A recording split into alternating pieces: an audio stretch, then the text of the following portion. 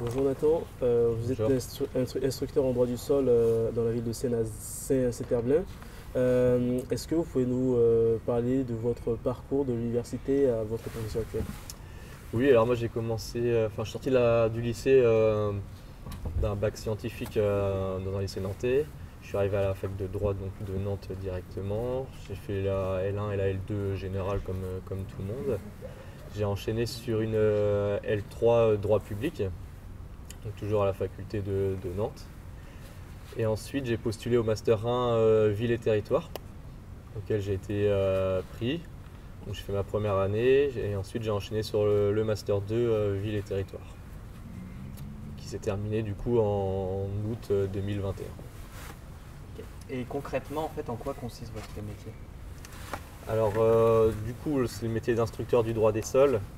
Il y a plusieurs missions, de nombreuses missions. Tout d'abord c'est le service public.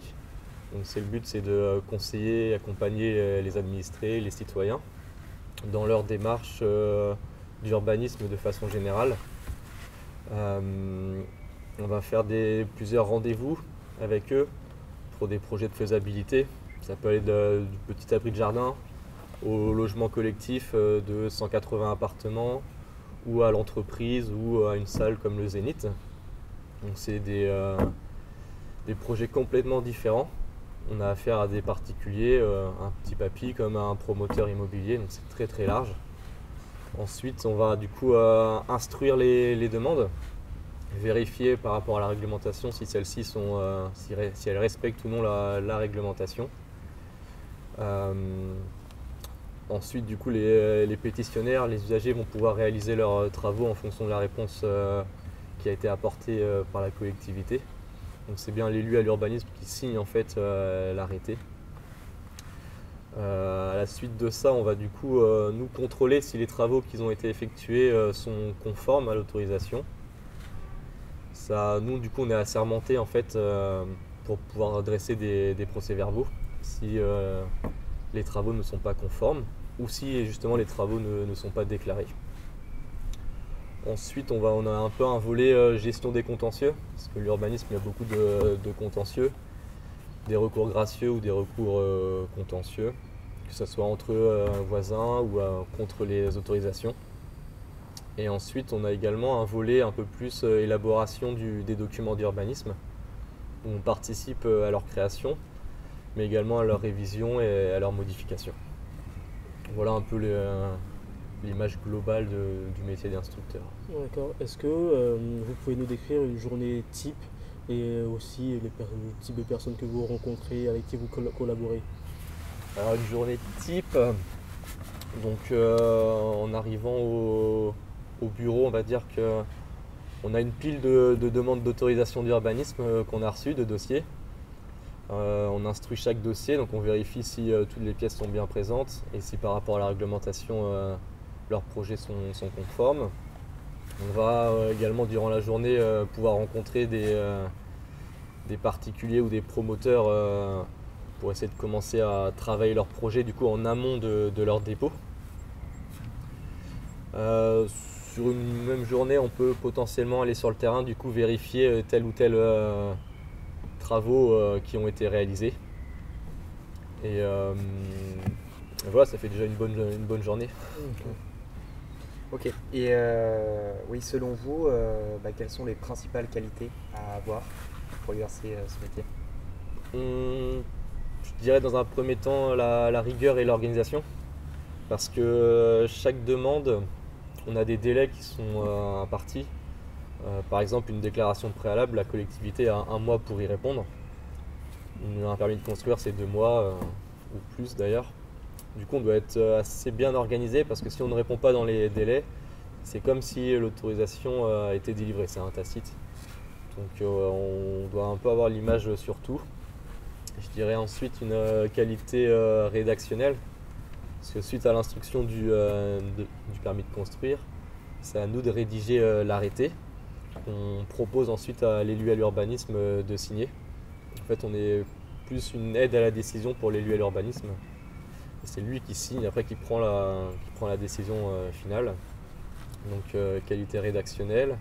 Je dirais qualité relationnelle également, parce qu'on rencontre énormément de personnes. Donc on a évoqué l'usager, le citoyen, le promoteur, mais on va également rencontrer le SDIS, c'est-à-dire les pompiers, la DDTM, la préfecture, des agences immobilières, des aménageurs. Il y a vraiment un panel d'acteurs énorme sur ces projets-là. Un petit projet d'abri de jardin, il n'y aura vraiment pas grand monde, simplement le particulier, mais sur un promoteur, un projet urbain, ça peut prendre un an à se faire, et avec des questions d'implantation du bâtiment, mais également de voirie, d'assainissement, de sécurité, d'accessibilité. Il y a un nombre d'acteurs assez important. Je dirais également être neutre, parce qu'on est un service public, on n'a pas de position à réellement aborder. Savoir d'un côté défendre les idées de la collectivité. Il y a des positions qui sont prises par nos élus, qu'on doit du coup les porter, qu'on soit d'accord ou non d'ailleurs, et on n'a pas notre mot à dire. Et enfin, je dirais peut-être une certaine autonomie, parce que du coup on se retrouve confronté à nos dossiers, tout en ayant une ligne directrice collective à l'échelle de l'ensemble des collègues.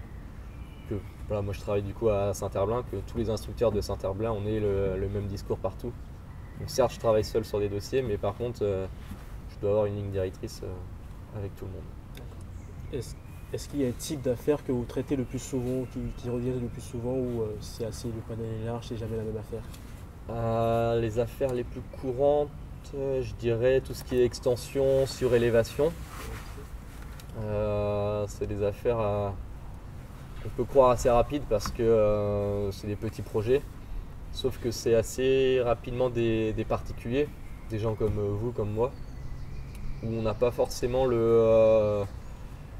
les compétences pour faire des beaux schémas et utiliser les bons logiciels. Donc les pièces sont parfois un peu, on va dire, non complètes. Donc c'est des petits projets, mais on prend beaucoup de temps dessus parce qu'il faut faire les dossiers du coup avec les pétitionnaires. Que lorsqu'on passe par des professionnels, c'est leur métier, donc les dossiers sont plus ou moins complets et de qualité. Donc oui, les projets les plus courants, c'est les extensions, on va dire. Et que conseillerez-vous à un étudiant qui souhaite faire ce métier? Un étudiant, déjà, c'est consolider ses bases en droit de l'urbanisme, en droit public de façon générale. Après, la réglementation pure et dure, elle s'apprend sur le terrain. Quand je suis arrivé au poste d'instructeur, je ne connaissais pas du tout toutes les règles d'urbanisme à l'échelle de la métropole. Donc j'ai appris ça au fur et à mesure, mais je pense qu'il faut quand même savoir de quoi on parle, un peu les grandes bases du droit, ce qu'on peut faire, ce qu'on ne peut pas faire, savoir écrire. Donc c'est là où la fac de droit est super important aussi, elle s'est posé un cadre.